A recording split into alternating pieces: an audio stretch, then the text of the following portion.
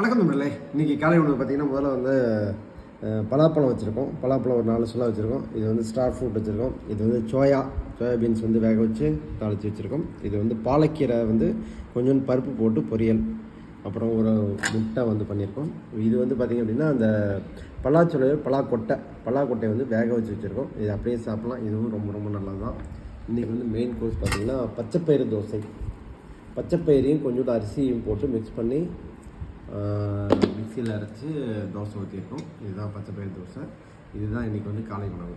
Okay, நம்ம dinner video போட்டிருந்தோம் 2 நாளுக்கு முன்னாடி. நம்ம நண்பர் ஒருத்தர் கமெண்ட் பண்ணியிருந்தார். என்ன அப்படின்னா, அந்த பொரியல் வந்து சாப்பிட்ருந்தோம், மிக்ஸ் பண்ணி சாப்பிட்ருந்தோம். அதுக்கு வந்து சொல்லியிருந்தார், நீங்கள் காலையில் வச்சதை வந்து திருப்பி சூடு பண்ணிங்கன்னா அது சத்துக்கெல்லாம் இப்போ போயிடும் அப்படின்னு சொல்லியிருந்தார். நாங்கள் வந்து காய்கறியை வந்து திருப்பி சூடு பண்ணுறதே கிடையாது.